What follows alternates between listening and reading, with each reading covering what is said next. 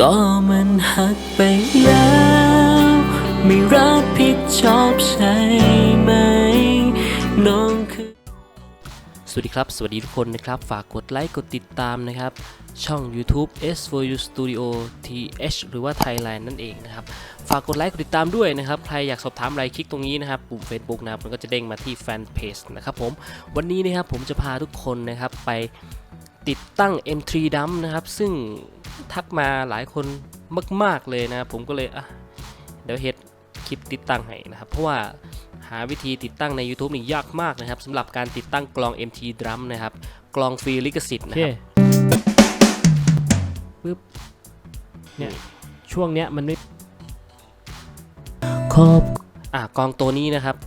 ตัวนี้นะครับนี่นะเดี๋ยวเราจะไปมีกันสำหรับใครที่ไม่เก่งคอมนะครับเริ่มตามเลยก็คือกดเปิดอันนี้ขึ้นมาไอ้ Google Chrome นะขึ้นมานะครับแล้วก็พิมพ์นะครับพิมพ์ว่า MT Dump นี่เห็นไหมนี่ Enter เลยครับแล้วก็เว็บแรกเลยเนาะชื่อเว็บมันชื่อ Power Dump Kit นะครับผมแล้วก็กดคลิกเข้าไปในอันมังนี่เลยนะครับนี่ปึ้งเราจะเจอหน้าแรกนะครับผมมันจะมีคลิปติดตั้งให้อยู่แหละแต่เป็นคลิปฝรั่งเนาะหลายคนก็น่าจะฟังมันบ่ออกนะครับผมอันนี้เนี่ยที่เขาขึ้นมาเนี่ยก็คือdonate เนี่ยก็คือแบบใครอยากจะสนับสนุนอะไรเงี้ยก็โอนไปให้เขาช่วยเขานะครับตัวนี้เนี่ยมันสามารถติดตั้งได้ทั้ง Cubase Nuendo Reaper Ableton Live Studio One ก็คือติดตั้งได้ใช้ได้กับทุกดอลบนโลกใบนี้นะครับนะไม่ได้เฉพาะอะไรวะอ่านเอานะใครใช้โปรแกรมอะไรก็อ่านเอานี่คือมันใช้ได้หมดกับโปรแกรมโอเคมาที่ดาวน์โหลดฟรีนะครับผมปึ๊บนะครับ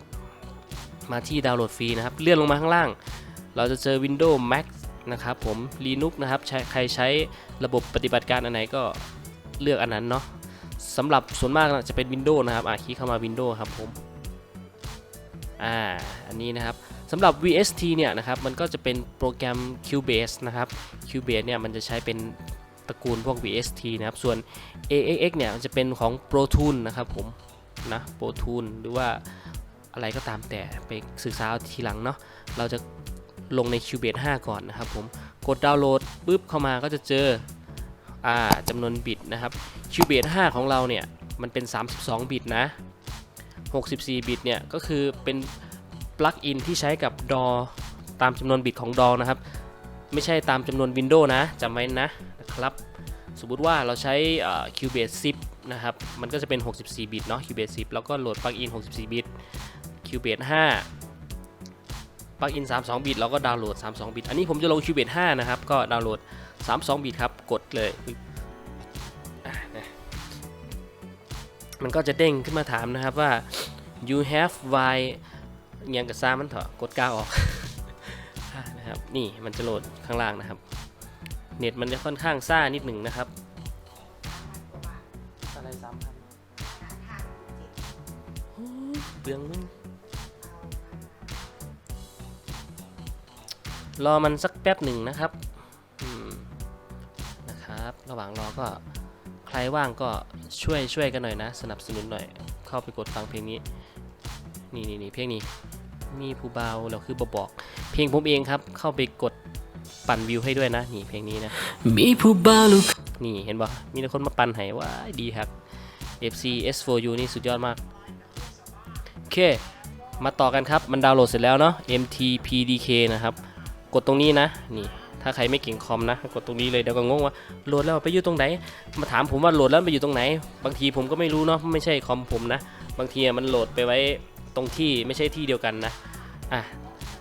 เอาสรุปว่าโหลดเสร็จปุ๊บใน Google Chrome นะครับกดลูกศรชี้ขึ้นนะครับกด Show in Folder ครับปึ๊บดาวพุ่งโลกเหรอวะยังโอเคนี่เราจะมาเจอกันแล้วนะครับคลิกขวาครับแตกไฟล์เนาะคลิกขวากด extract to 32 bit winfull กดปึ๊บแตกเสร็จแล้วทีนี้อย่าไปลบมันนะให้เราดับมันคลิกเข้าไปครับปึ๊บดับมันคลิกเข้าไปอีกปึ๊บนี่มาทีนี้นะครับเราก็ก๊อปรวบเลยปึ๊บ2ตัวนี้นะครับเนี่ย ถ้าใครอ่านภาษาอังกฤษออกก็ดับเบิลคลิกเข้ามานี่ installation นะครับวิธีติดตั้งเห็นไหมมันให้ copy ไปไว้ที่ Steinberg VST plugin นะครับผมโอเครวบ2ตัวนี้นะครับอันล่างสุดเนาะรวบ2ตัวนี้คลิกขวา copy กดลบลงกดลบลง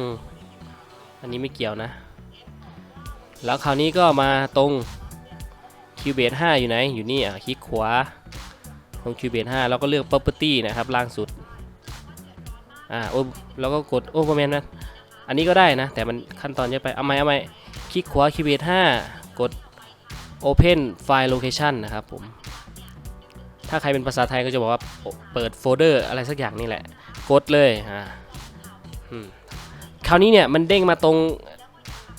Drive C โปรแกรมไฟล์ x86 Steinberg Cubase 5 นะครับผมที่อยู่มันก็คือเป็นที่ลง Cubase 5 ไว้นั่นเองแล้วก็กดเข้ามาตรงที่ VST plugin คลิกขวาครับผมแล้วก็กด paste วางไปเลยนะครับปึ๊บอันนี้ผมลงไปแล้วนะผมจะไม่ลงอีกนี่เห็นไหมพอเรากดวางก็จะมี2ตัวนี้มานี่เห็นปะโอเคแล้วก็ไปที่เราจะก๊อปไปวางอีกที่หนึ่งนะครับกันไว้เผื่อมันไม่ขึ้นไปที่นี่นะมา mycom drive C แล้วก็มาที่โปรแกรมไฟล์ x86 แล้วก็มาที่เลื่อนลงมา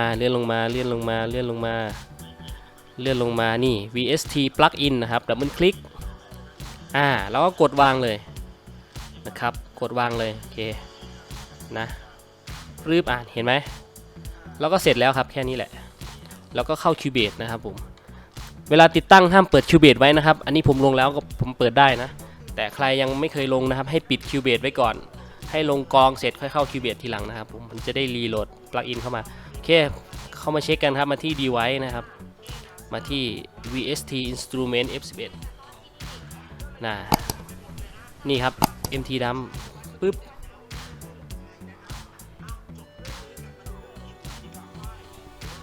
กด create อันนี้ไม่ต้องตกใจนะครับคือใครอยากสนับสนุนเนี่ยมันก็ฟรีแหละแต่ว่าถ้าอยากสนับสนุนก็โอนเงินอะไรให้เขาไปกดสคริปต์ครับเราไม่มีเงินนะขออนุญาตใช้ฟรีเลยโอเคนี่บัดทีนี้ก็วิธีใช้งานก็ดูคลิปอื่นเอาเลยนะครับ